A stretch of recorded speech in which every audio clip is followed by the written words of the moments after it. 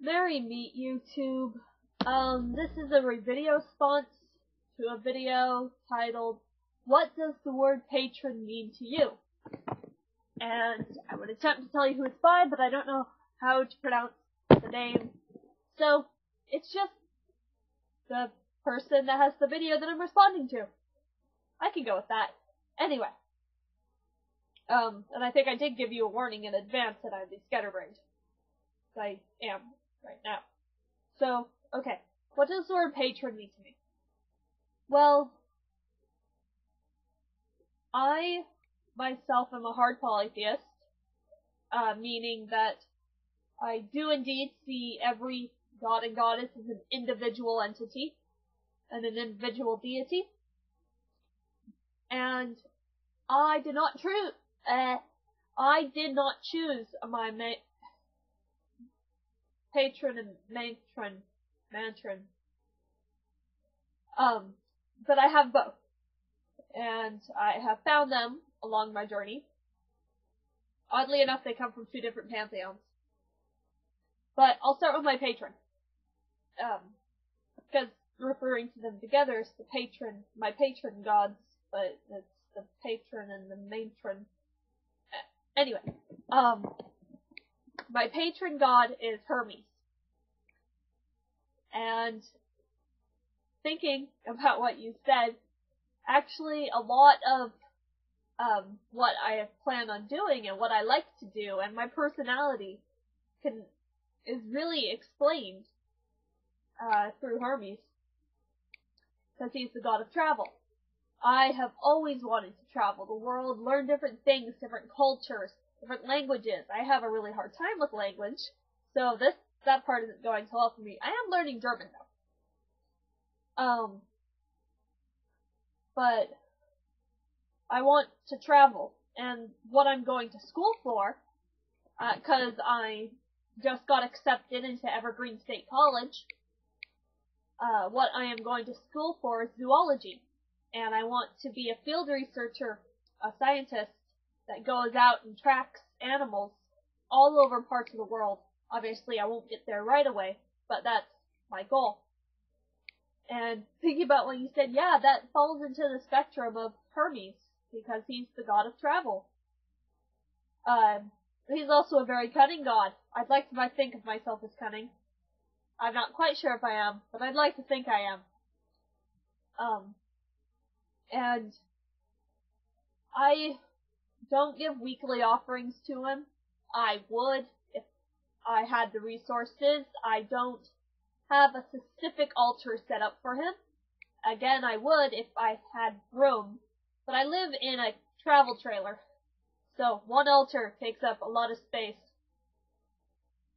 I just put everything on that one altar, because I don't have any other shelves, actually. But, so that's Hermes.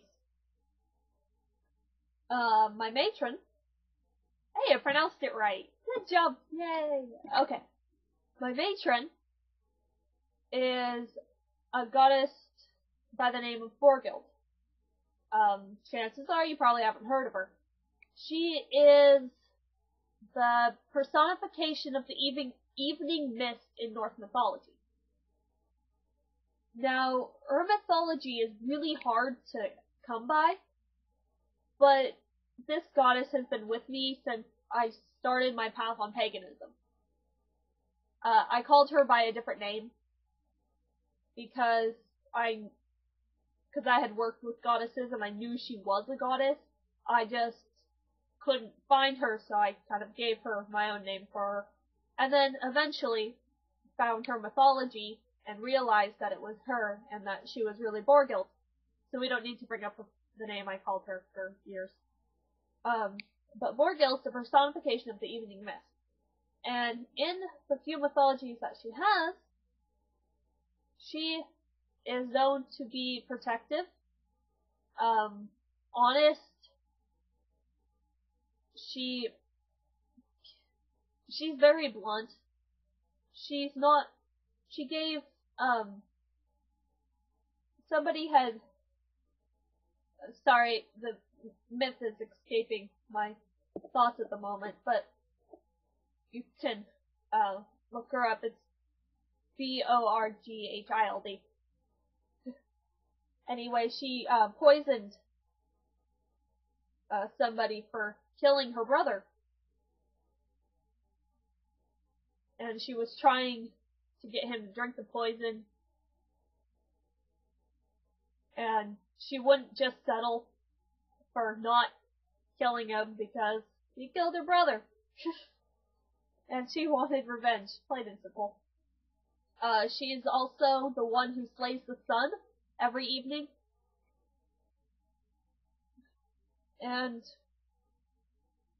so her place in mythology is a little more abstract than Hermes. But I think she's just as part of my life, nonetheless. She's someone I can turn to. And I connect with, I've always found this weird, but I have a stronger connection with her in the winter, and then with Hermes in the summer. That might be because masculine energies are higher in the summer, and feminine energies are higher in the winter. Or it could be that Hermes is known for traveling, which happens in the spring and summer, and Borghild is the one who slays the sun, and the sun is least prominent in winter. Either way. But I think she's prominent in my life nonetheless, and I devote just as much of my time and energy to her. Now, what Patron means to me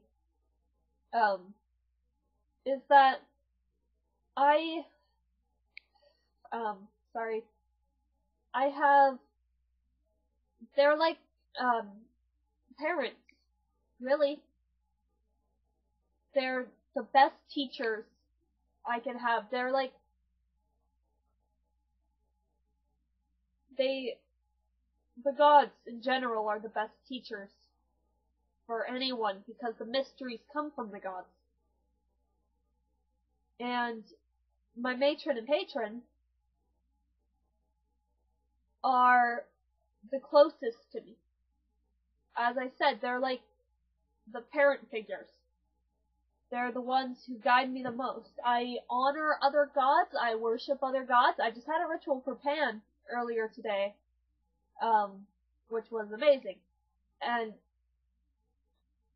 But it doesn't negate the relationship I have with them.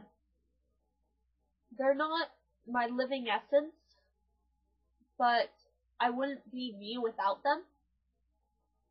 It's kind of like how your parents raise you, and you're free to branch off, but they always hold a special place, unless you have really bad parents.